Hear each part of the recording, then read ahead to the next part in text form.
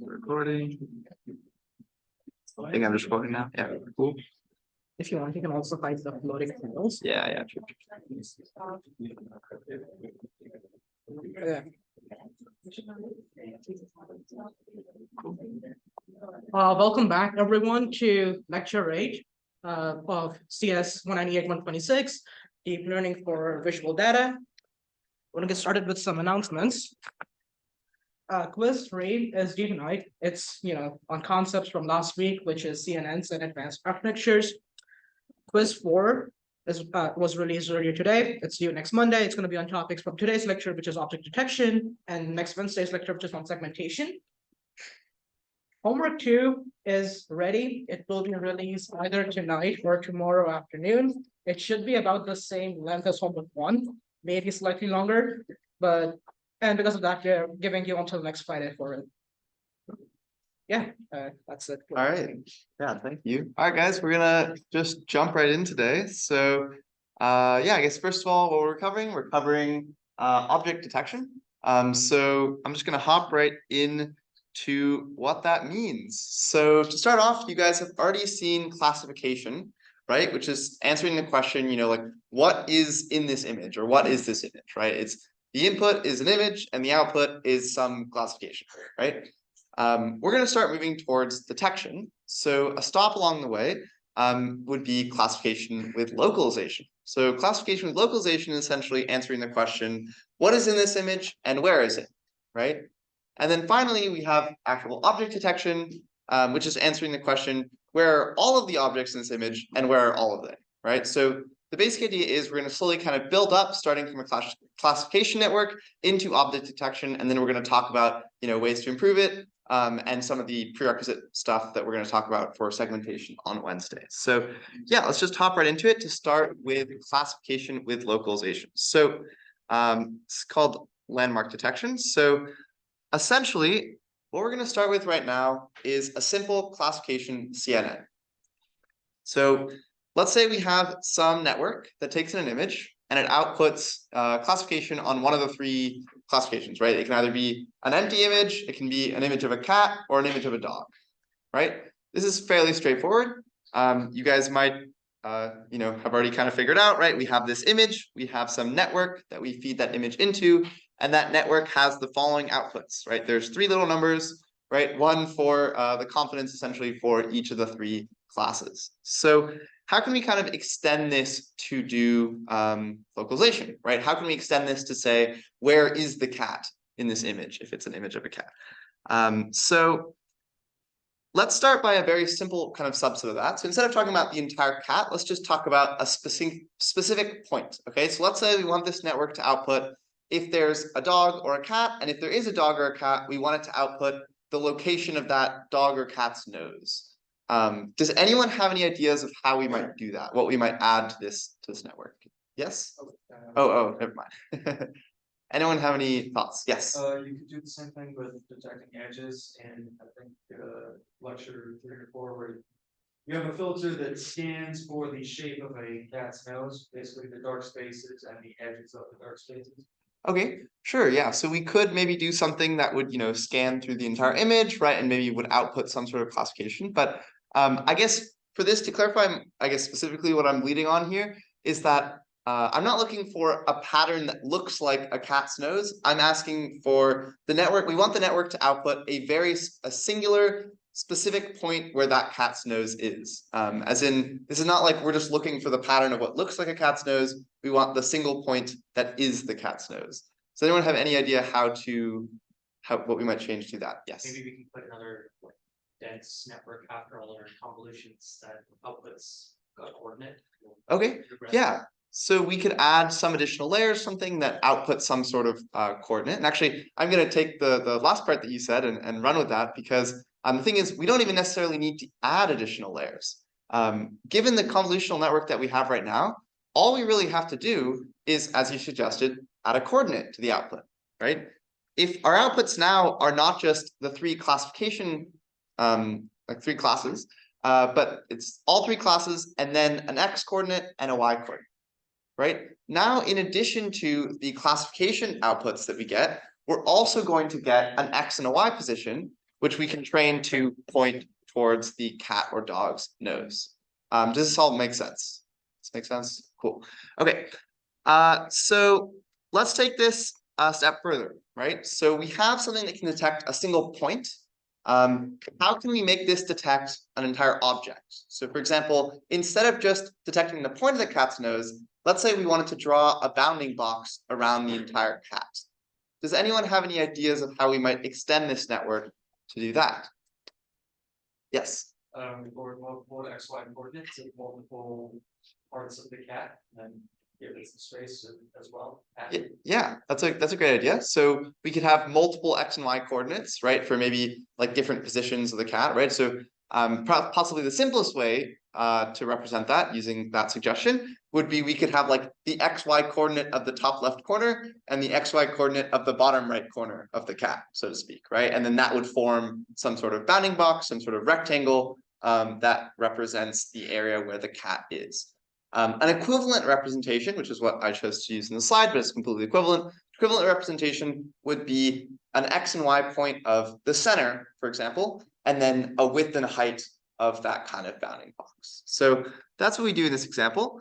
So we take our network and now it's outputting, confidence that it's empty, confidence that it's a cat, confidence that it's a dog, an X and Y point for the center of the object, and then a width and height of that object around the center. So something that you guys might be thinking or maybe confused about is how are these X, Y, width and height numbers kind of, what actually are they, right? Because we might have an image that is like a different size that we want to pass into the network, right? So is it like absolute pixel value, right? Like the different images would have different values. Well, that's a little bit complicated, right? Usually what we're going to do is we're going to normalize those. So we're essentially going to say X, Y, width and height are like percentages of the image width and image height, right? So for example, X of 0.5 would be like right in the middle of the X axis kind of thing.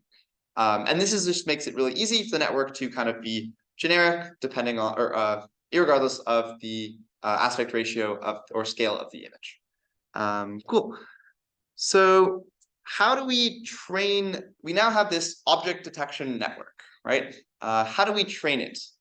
So this is a little tricky because our output isn't really quite just like a number anymore, right? In the sense that we want to check how good that box that we've outputted is. But it's not as simple as just like, calculating like mean squared error or something between two numbers, right? Because we're trying to compare the actual boxes. So there's two kind of issues that we're trying to solve here. So I'll give you some examples. So first of all, let's say that this is like, let's say we have, I don't know, some little stick figure. Let's say we're trying to detect the stick figure, right? So the correct answer that we want the network to output would be like this box, right? So there's two cases that I want to draw that lead into kind of how we would like to train this network. So the first thing to consider is, let's say we built a loss around the size of the intersection between the model output and the training data, right? Because that seems reasonable, right? We would want the model output and the training data to intersect a lot, right? And in fact, if you'll see if we were to get the perfect answer, right? The intersection would be exactly the same size as training data, so maybe that would be good, right? The issue with this is that, let's say the model outputs, instead of this box, let's say the model outputs this box. The intersection between the correct output and the model's output is the correct output, which appears good. But this is obviously not a very good suggestion, right? Another metric that we could use is trying to, that was maximizing the intersection, right? And that has problems. Another metric that we could use would be minimizing the union between the correct output and the model output, right? So for example, if this is the correct output, this is the model output, clearly this is not minimizing the union, because the union of this and this is this, which is much, much bigger than the actual box needed to be, right? But the counter to this is that if this is our correct box and our model outputs like this, the union of these two boxes is very small, but it's not exactly, a great representation of, what we're kind of looking for. So the solution is, or one solution is, to kind of combine those two notions and have kind of two alternating forces kind of pushing from both sides. So to do that, we're actually going to combine intersection and union, and we're going to calculate our loss as intersection over union. So we'll take the area of the intersection and divide it by the area of the union. So for example, if this is our model output, and this is if this is the correct answer, and this is our model output, we'll calculate the intersection. So it's intersection area, and then we'll divide it by the union area, which is this entire thing. So you'll notice that in general, right? If we were to squeeze this down a little bit, the union goes down, right? If the union goes down, then our IOU goes up. And if we were to, maybe move this out of the way a little bit so it's not intersecting as much, then our intersection would go down, right? Which would affect the IOU as well. And so this kind of makes a pretty good loss metric for kind of determining whether these boxes overlap whether two boxes overlap better than, another set of two boxes. Oh, yes. This one is like a perfect amount of loss one. Yes. Great question. Yeah. So the best we can possibly get is 1, right? Because we're doing the intersection over union, right? Intersection is less than or equal to the union size, right? Because the intersection, that just intuitively, right? If you look at two shapes, their intersection has to be smaller than their union unless they're exactly the same shape. If they're exactly the same shape, the intersection will be equal to the union, in which case it will be 1/1 or 1, as you suggested. So yeah, we can approach 1, but we'll never get past it. Yes. This kind of makes sense when we're like not using boxes, but since boxes are kind of like easily defined by 2 points, why don't we do just like distance between 2 units? Like for example, the blue box, or each box is parameterized by the top left point and bottom right point, and just take the distance, let's say between the bottom right blue point and the bottom right yellow point. Yeah, it's a great question. Yeah, so let's think about this. So I don't know where I put my chalk. There it is. Okay. Yeah, that's definitely something that we could try out. I haven't thought of this in advance. I can try to think through maybe what might happen here, and we can decide whether that would be preferable or not. So first of all, the first thing that I want to think about when I'm thinking about evaluating a loss metric, right, is I'm thinking, well, what does this loss metric view as equivalent, right? As in, if you're talking about top left corner and bottom right corner, right, then it would view, let's say this was the correct answer, it would view perhaps this box with length A and length A as equivalent to maybe, this box, right? If this is length A, right? We might see, let's see, I don't think there's any particularly funky ones. Yeah, actually, I can't think of anything explicitly bad about this right off the bat. I can come back to this later and see if I can think of something that would maybe trip us up a little bit, but that's definitely a valid, that's perfectly valid way to calculate loss, I believe. Yeah, I think it should work. But yes, I'll come back to that if I can think of something in a bit. Cool. Okay. Oh yeah, does anyone have any other questions before I move on? Nope. Okay, cool. Also, who asked that again, by the way? Sorry. Okay, yeah, thank you. That's a great question. I will definitely think about this in a second. Okay. Cool. So now we've talked about classification with localization, right? We've done landmark detection, which was identifying a specific point, and then we've done classification with localization, which was identifying an entire singular object, right? Getting its bounding box. Now we get to a much trickier task, which is object detection. So object detection is kind of a generalization, classification of localization, where it's talking about not just classifying and finding where one object is, but rather finding some variable number of objects in an image. So as you can see in this image, right, we have, an image with a bunch of cats and dogs, and it's identifying a bounding box for all the cats and all the dogs. and a duck, I guess, is kind of classifying all of those as well. So let's think about how we can go from classification with localization to object detection, right? So it's not quite as simple as just like adding a couple more outputs to our neural net in the same way that we did before, because we can't just like add another XY pair, right? We need to add another classification set and then another XY pair and another width and height, right? But then even when we did that, then we're only supporting like 2 objects, right? And in fact, then our network would only be able to correctly work on like images that had exactly 2 objects, right? And we can scale it up to like n objects, but it's still a fixed kind of finite number of objects, right? And it's kind of tricky, like I don't really know how to kind of deal with that. So one solution that people came up with, which is kind of the start of this whole object detection thing, is doing something very, very simple and kind of stupid sounding, but that actually works pretty well, which is exhaustive search, also known as sliding windows. So the basic idea is we have some image. Let's say we have some image.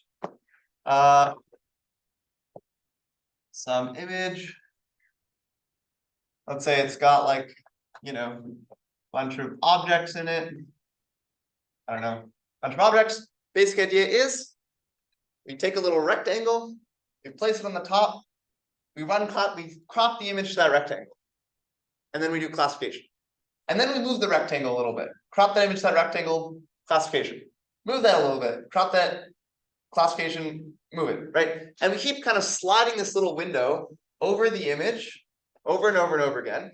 And eventually, and then we're going to repeat, right, with different size boxes or different shaped boxes. So maybe eventually, right, we get to this more rectangular box and it goes over here and it says classify. It's like, this is a person. All right. And so it says, this is a person. And so we output that classification window as our bounding box for person, right? So this does work. As you guys can probably guess, this is very slow, right? Because especially on a big image, and if we have low stride, which stride is just like the difference between each of these jumps. If we have a low stride, especially, or a very big image, it can be like hundreds of thousands of different classification network runs, right? We're gonna have to be running the network on every single possible bounding box, right? And so that just takes a pretty absurd amount of time. The alternative to that is if we reduce the amount of different box shapes that we try, or box sizes that we try, or we increase the stride, which means we jump more every single time, then we're just going to get less accurate object detection, right? Because if our person's right here, but we like jump over them, right, we're never going to like actually detect them as they should. So yeah, this is a bit tricky. It's a bit tricky to kind of like see immediately how we might reduce this. But someone had a solution, and that solution was RCNN. So the basic idea behind this is that we're going to combine some classical AI work on segmentation, which we'll get to tomorrow, with this kind of sliding windows approach to make the sliding windows approach much, much, much faster. So the basic idea is when we're doing sliding windows, we're kind of just brute forcing it, right? We're just trying every single possible, little window on the image, and most of those probably don't have anything relevant in them, right? So the idea behind RCNN is trying to more accurately guess which areas might be potential, object bounding boxes. And so in order to do this, it just uses some classical segmentation algorithm. So we'll talk about what that means in a second, but the basic idea is that you can have some image and you can pass that image into some like classical segmentation algorithm, which is just, it's not like neural networks or anything, right? It's just some algorithm someone coded down that will, group pixels that are a similar color or similar shading, right? It'll group those together and it'll output some sort of map like this, which is kind of segmenting the object into a bunch of different regions. So yeah, here's an example. So we can first start by running some segmentation algorithm, which is going to group together all of these like similar colors. So you'll notice like, the sheep are kind of a couple little segments, right? And they're kind of all kind of split up. So we have that core image. And then we're going to run something called selective search, which is another algorithm, which is essentially just we take those regions, those segmentation regions, and we are essentially going to recursively just be merging similar regions together. So we go from something that looks like this to something that looks like this, something that looks like this, something that looks like this, right? So we're slowly kind of merging together similar regions. And at each step along this process, all we have to do is for each of these different segmentation groups, we essentially crop that image to that segmentation group, right? So it's like if we have this little sheep over here, right? We'll make a little bounding box around that sheep. We'll run the classification network on it, and then if the classification network outputs that there was like a sheep there, right, then we'll output that there was a sheep there. So there's a couple problems with this. So the first thing is, which we'll solve in a bit, but the first thing is that this is still doing a lot of runs of the classification network, right? We're still running the full classification network on like all of these little segment regions, right? And then we're merging them and then we're running it all again, right? We're still doing kind of ton of those runs. So it's still pretty slow. Yeah, and another kind of potential issue is that if we have a segmentation region that's like really thin and long, right, or really tall, right, we're gonna have to like squish that out, like spread it out, to be like a rectangle to actually run it through the classification network, right? Because our classification network is maybe expecting a certain size or shape, right? And so there's just a bunch of kind of issues. Another issue though that we can resolve right now is redundancy. So as you guys can even see from this image, there's going to be a ton of redundant classification. So what does that mean? Well, that essentially means, let's say we have, my beautiful drawing of people over here, right? And let's say the segmentation network outputs that like this is a segment, and then like their shadow maybe or something is like another segment, right? Then we're going to run the classification network on like this box, and then again on like essentially the same box, right? So if the first one outputs that there's a person there, the second one's probably also going to output that there's a person there, right? So we need some way of kind of removing that duplicate boxes that we have. And to do that, we're going to use something called non-match suppression, which I will come back to in a bit. But the basic idea behind it is just that if we see overlapping boxes that are both classifying the same thing, we'll pick the one that we're more confident about and then get rid of the other ones. But again, we'll get back to what that means in a bit. Cool. So this is like a little walkthrough of what our CNN is doing. It starts with an input image on the left. It's going to run a classical segmentation algorithm, which is going to segment that image based on like grouping together colors that are the same. Then we're going to essentially make a bounding box around all of those segmentation regions, run those through a classification network. Then we're going to merge similar segments and repeat, right? We're going to repeat some set amount of times. Cool. Also, does anyone have an idea of why we're doing that repeat step, right? While we're merging things together and then repeatedly kind of doing that over and over again? Yes. Large object would probably have smaller sections. Yeah, it's a great point. Yeah, so you said large objects might have like different smaller sections in it. So yeah, most like full objects that we see are made up of a bunch of like smaller parts, right? It's possible if you took a photo of me, right, and you ran it through some segmentation algorithm, maybe my shirt would be one segment, my pants would be one segment, my face would be one segment, my hair would be one segment, right? But maybe after those have been merged a couple times, then it will be big enough that the segment is just me and the classification will hopefully run well. Yes. Okay, so like, when do we know like we should stop? Stop? Like, I stop after running like Oh yeah. iteration. Yeah, so that's just like a parameter. When you're doing this, you can just decide like, oh, when we have 5 segments, then we stop. Or, oh, when everything is merged, technically you could just have it run until everything's merged, right? Which would be kind of, trivial, because then you just be calling classification on the entire image. But it's just kind of a parameter that is up to you to decide.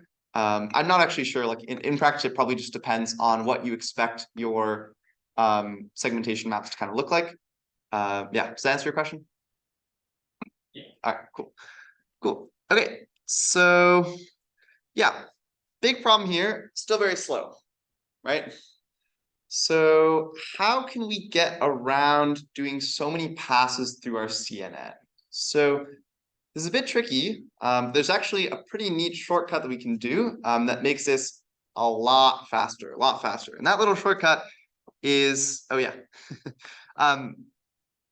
The trick here is that before what we were doing is we were taking all these segments, right? We would run classification on that segment, right?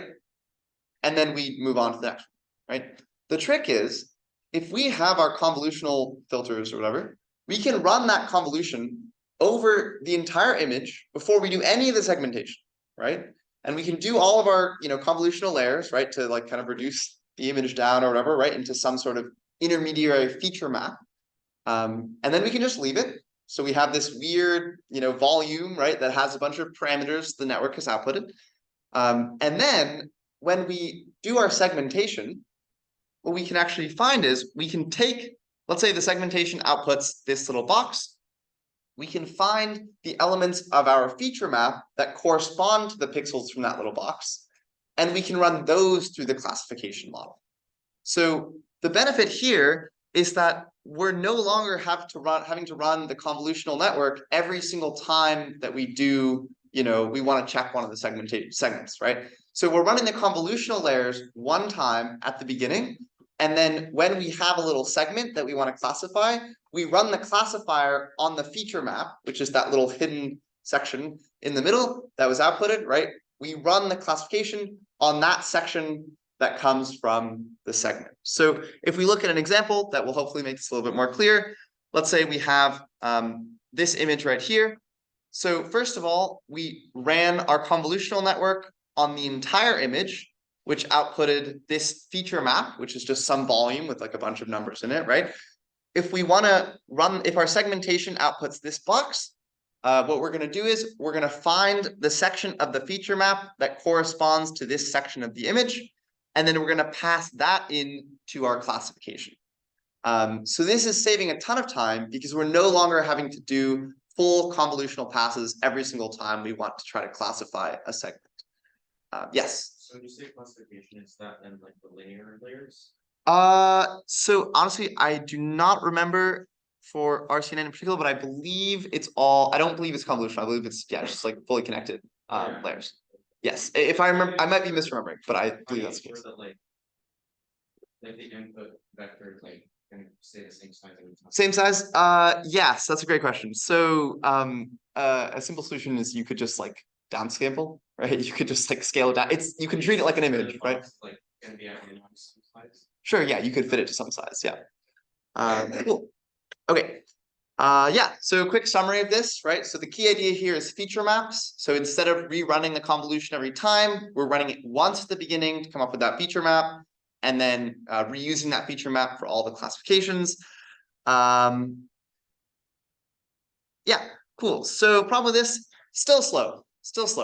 And the reason why it's slow is essentially, even though we've made that segmentation step or the classifying the segment step faster, we're still doing it a ton of times, right? We're still outputting maybe like 10,000 different segments that we need to try to classify. Even though we made the classification faster, that's still pretty slow, right? So the real bottleneck here, there's another issue with it too, actually, that's related to this bottleneck. The real bottleneck here, right, is that selective search algorithm that I was talking about earlier, right? Doing the classical segmentation and then merging them together and slowly kind of building that up. And this is bad, not just because it's slow, but also because if you run a classical segmentation algorithm, your classical segmentation algorithm might not be well suited for the task that your machine learning algorithm is trying to solve. Right? Consider, I have some images in the next slides, actually, I should have put them in here, but consider, like, let's say we're trying to classify, I don't know, we're trying to object detect some object that's defined by, two different points that are not next to each other, right? Like, let's say, like, you take a photo of space, right? And you want to, like, classify, like, some joint object, which is, like, a planet and its moon, right? So maybe, like, the image would have the planet and its moon, right? And these are not close to each other at all, and it's all black in the background, right? The classical algorithm is never going to put these two in the same segment, right? But we want a segmentation window that kind of considers both of these, right? I mean, this is a trivial, kind of stupid example, but you get the point, right? That in general, there might be some images which some classical algorithm might not be suited to kind of segment well for your intended use case. So what we would like ideally is we would like our segmentation itself to be learned, right? We want to use neural networks or some machine learning, right, to actually learn how to segment the image, not just segment it using kind of some predefined algorithm, which might have these flaws. And along the way, we'll solve the speed problem as well. So enter faster RCNN. So the basic idea here is that selective search, right, or some classical segmentation algorithm is using a bunch of properties to segment things together, right? It's using color, texture, size, right, like fill, right, how things kind of, it's using all these kind of mathematical, representations of what these values mean, right, to kind of break down and merge different segments. So what if we could just have our neural network learn that off of the feature maps that are outputted by the convolutional network?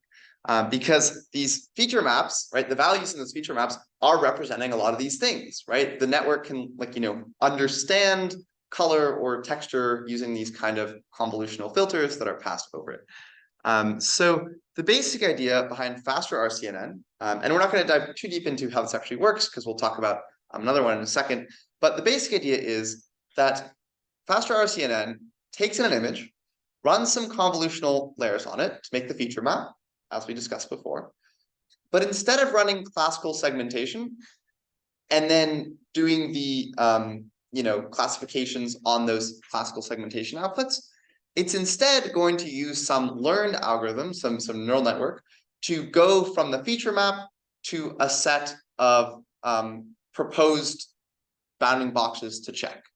So this little arrow right here is representing some sort of machine learning algorithm that's going to be outputting these boxes, right? And then we're going to take those boxes, we're going to crop the image to those boxes, we're going to run the classification on them like we've doing so far. So if you look at this little chart here, faster RCNN is a lot faster. It's a lot faster. Not only is it potentially more accurate, because as I mentioned before, right, you might have some cases where the classical algorithms don't work very well. But faster RCNN is also just faster because it has to output less potential bounding boxes because the segmentation algorithm is trained on your specific use case. So that means there's fewer classifications that need to be done to get the same results that we saw before. So yeah, key ideas here is that using kind of ML end-to-end, right, not throwing in a bunch of classical stuff, can actually sometimes be a lot faster and improve accuracy, even though sometimes people kind of debate that. But yeah, this is sometimes a good way to go. So speaking of end-to-end, we're now going to talk about a bit of a fun one. So this is called YOLO.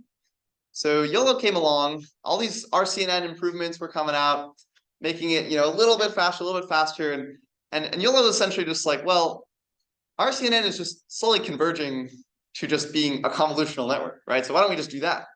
Why don't we just do our entire object detection in one end-to-end convolutional neural network, right? Well, with some fully connected layers at the end. So the basic idea is they want to figure out how can we do this all in a single network, one pass-through. We don't have to do a bunch of windows. We don't have to slide any windows. We don't have to run classification on a bunch of windows. We just have one network. We plug our image in, and we get our object detection out the other end. So this is like a really kind of cool idea, and the implementation is also very cool. So yeah, this is actually what YOLO looks like. It's just a bunch of convolutional layers and then some connected layers at the end. There's no rerunning. It's just kind of one pass. So what does it actually do? Well, let's jump back to our classification with localization network. So to remind you guys, it's a network. It's a convolutional neural network, maybe with some hidden layers at the end, or fully connected layers at the end. It takes in an image, it runs those convolutional layers, and then it runs the fully connected layers to output some classification. It outputs the classification, so like empty cat dog. It outputs an X and Y coordinate for the center of the cat, maybe, and a width and height for the cat, right? So it's detecting a single object in a box, right? So we want to expand this to detect multiple objects, okay? So the first thought, right, would be, well, why don't we just have a bunch of these, right? Why don't we take this little vector that we have here, the classification XY with height vector? Why don't we just have the network output a ton of those, right? So that's essentially what YOLO's doing, but just in a really fancy way. So let's talk about how this kind of breaks down. So the basic idea is they take the image and they break it into a grid. Okay, so you take the image, you break it into a grid. For each grid tile, we're going to have one output vector, which looks like exactly what we saw before, right? Classification, XY width height, maybe a confidence as well. But each, so each grid is just going to have one output that it corresponds to. For each grid tile, we're going to output, that classification and a bounding box of an object. But the trick is an object whose midpoint is in that box.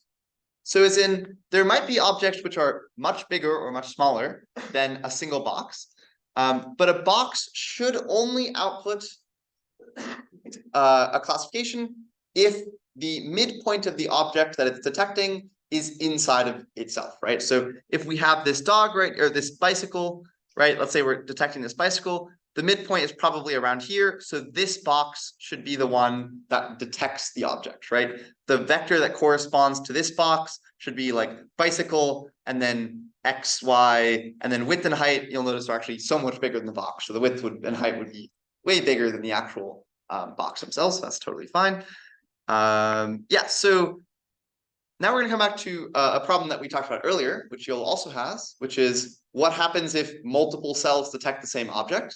In fact, this is even maybe more of a problem in YOLO because it's often very tricky to determine which box is the midpoint, right? It's possible that when you run YOLO over this image, that both this box will output this classification, and then the box next to it will output this classification, right? And so these are both classifying the dog, right? They have slightly different bounding boxes, but which one is correct, right?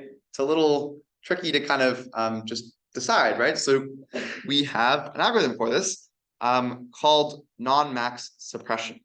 So the basic idea here is that we want to make sure that we don't have overlapping boxes which are classifying the same thing, right? We essentially want to pick one of these boxes, one of these two boxes, and remove all the others, right?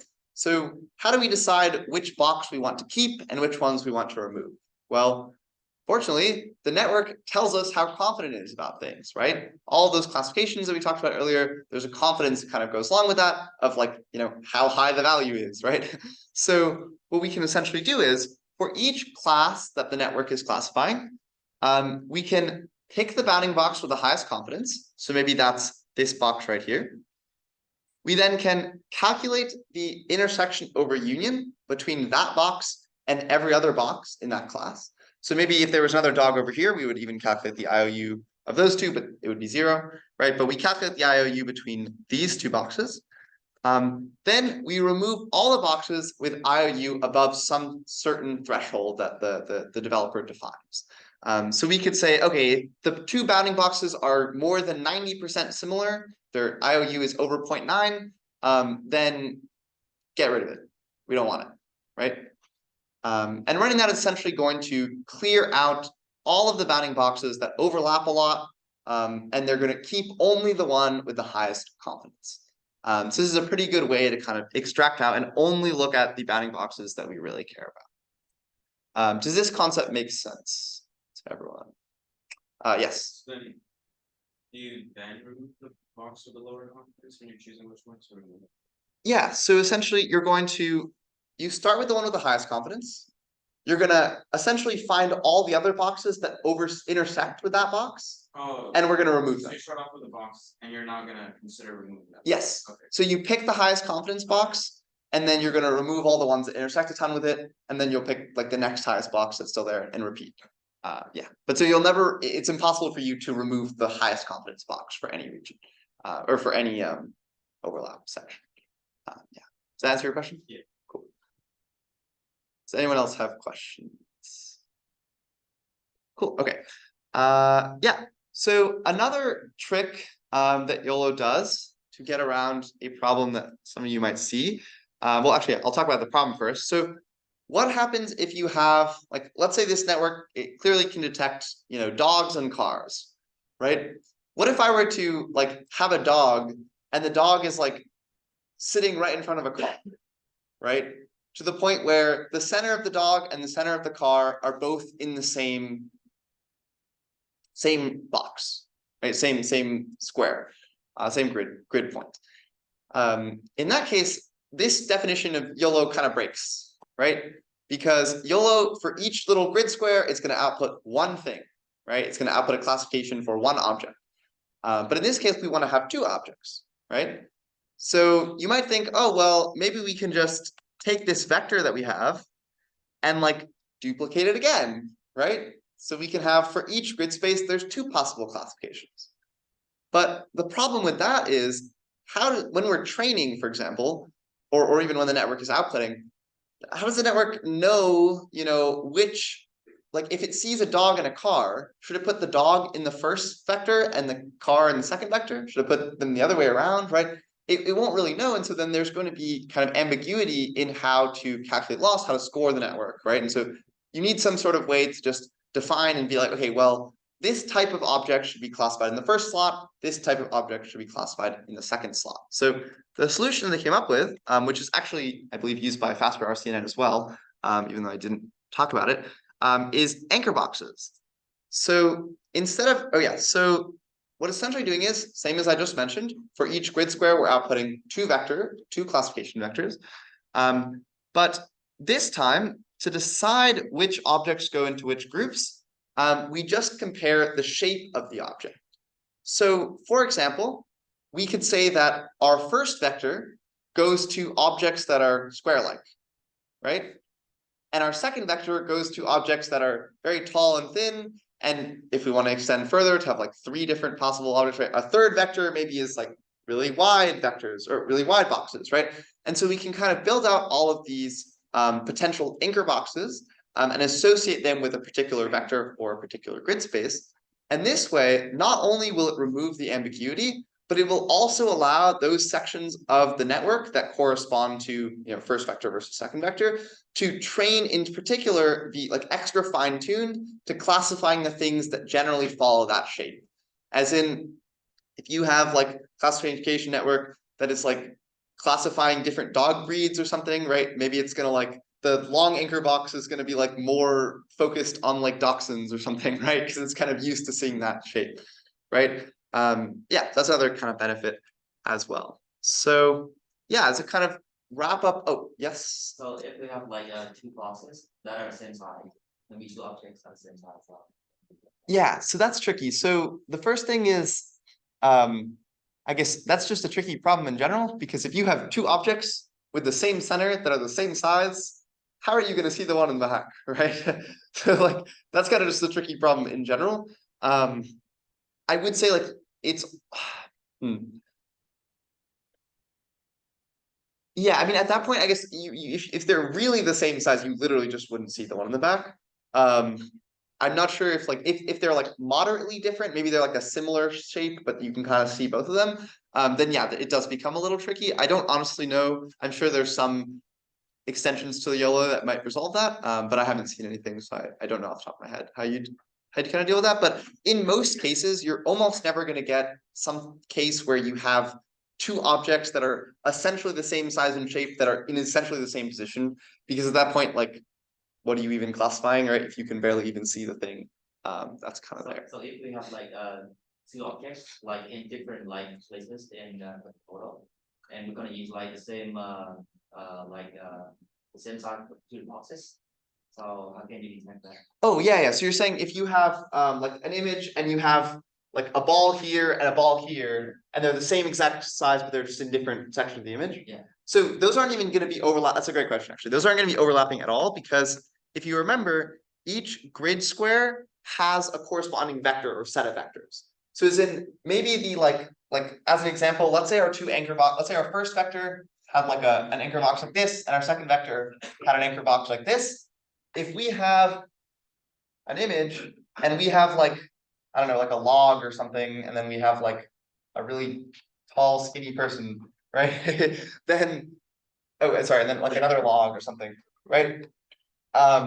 you're asking, if I'm understanding correctly, you're asking like, oh, is there gonna be a problem because this anchor box fits this and fits this?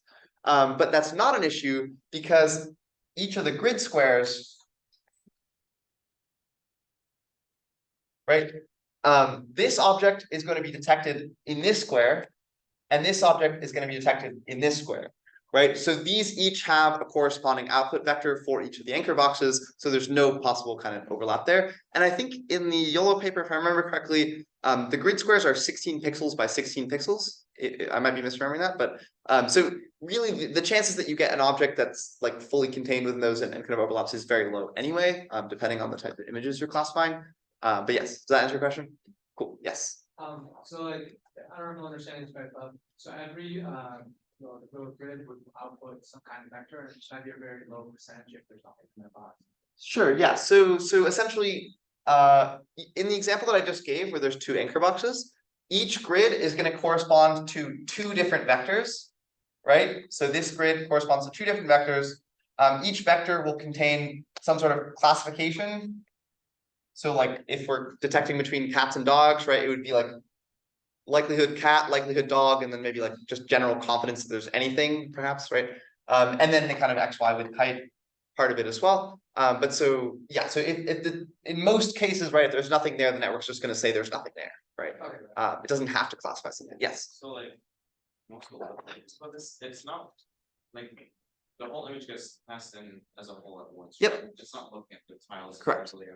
Yes. The outputs are like based on the grid tiles, but And the so network I noticed itself is that not because breaking of the down. Training data, What? I only noticed like each tile corresponds to one vector because of like the training labels. Yes. You don't explicitly tell. Nope. I don't think so. Yeah. Yeah, that's a good question. Yeah, does anyone else have questions?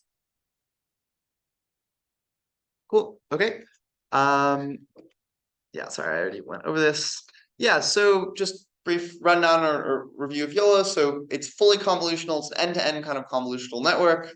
It's really fast, like even like much faster, potentially even than like faster RCNN, potentially can match that accuracy as well with some additional tricks that I haven't covered. But yeah, the kind of important thing here is that YOLO kind of paved this way for fully convolutional networks, right? For instead of mixing some classical and neural stuff, just having a full complete network that does the entire job in one pass through. You don't have to run it multiple times. You don't have to break it down. This kind of was the start of a lot of other networks that kind of follow that same design philosophy. Yeah. Cool. Yeah, I think that's all we have for today. If you guys have any other questions, I'd be happy to answer those as well. But yeah, otherwise, here's the attendance.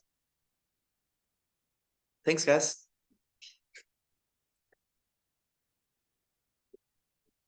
Question about resolving, ambiguity in the box. It's gonna be possible to run something like a nearest neighbor where boxes that have the same classification, are likely to be contiguous to one another. Where one is closer to boxes that have the same classification, that one's more likely to. Is that the same? Could you repeat the question? Sorry.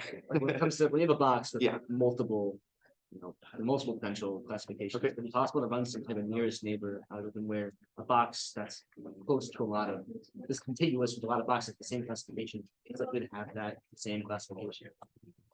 That makes sense. If you have a box, then with a car and a bird, right? Right. You're not close to or connected to a lot of contiguous boxes with all with car classification. You can then do something like that. Oh, you're assuming that you can then classify that as boxes with the same classification, right? It'll be contiguous. If you have any questions. Yeah, so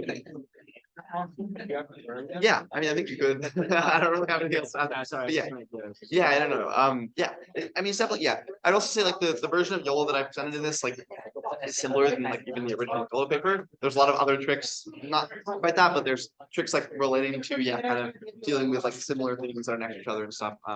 All right. Also, I was only able to find like lecture recordings. Oh, let me stop. Sorry, that just reminded me to stop recording. Okay. Yes. Like the past, like past.